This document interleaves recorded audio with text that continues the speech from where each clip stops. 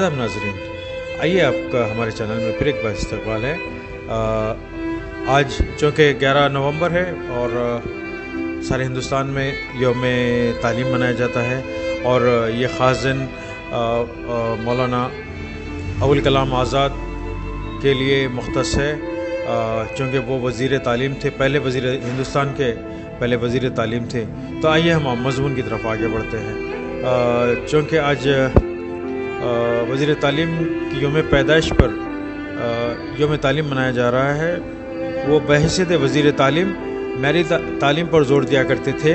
वो स्कूल को एक तजुर्बे का मानते थे जिसमें मुस्तक़बिल के नौनिहाल तैयार होते हैं। वो इस बात पर यकीन रखते थे कि बुनियादी तालीम और 14 साल तक हर फ़र्द के लिए तालीम ज़रूरी होना चाहिए। ये उनका यकीन था। हमारे मुल्क में 11 नवंबर को तो यौम तालीम मनाया जाता है और इस दिन मौलाना आज़ाद की सालगिरह है। इस दिन को एक यादगार दिन बना दिया गया है। हर साल पूरे मुल्क में कश्मीर से कन्याकुमारी तक जोश व खरोश के साथ यौम तालीम मनाकर इस मर्द मुजाहिद को, जो तहरीक आज़ादी के सफ़े अव्वल के मुजाहिद भी थे, खिराज अक़ीदत पेश किया जाता है। वो बहैसियत वज़ीर तालीम इन्होंने मुल्क में जदीद तालीम की ऐसी बुनियाद रखी जिस पर आज तालीम की इमारत बुलंदतर होती चली जा रही है।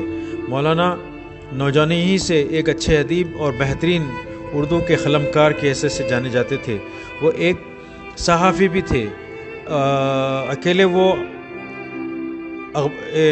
अखबार हिलाल उन्होंने शुरू किया था, जो 1912 में उसकी बुनियाद उन्होंने रखी थी।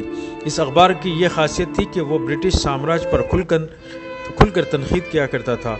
बाद में इस अखबार को 1914 में अंग्रेज़ों ने प्रेस एक्ट के तहत बंद कर दिया था और चूँकि ये अखबार हिंदुस्तान के मुसलमानों को तहरीक आज़ादी में ज़्यादा से ज़्यादा शामिल करने में मददगार साबित हो रहा था, इसी वजह से अंग्रेज़ों ने उसको बंद कर दिया था। वो हिंदुस्तान के मुसलमानों को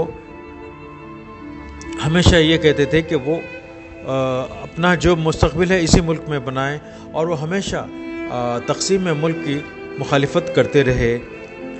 उनके कुछ किताबें जो उन्होंने अपनी ज़िंदगी में लिखे थे, यहाँ मैं उनका ज़िक्र करना चाहूँगा। पहली थी इंडिया विंस फ्रीडम, गुब्बार ख़ातिर, तज्ज़िया और तर्जुमानुल कुरान।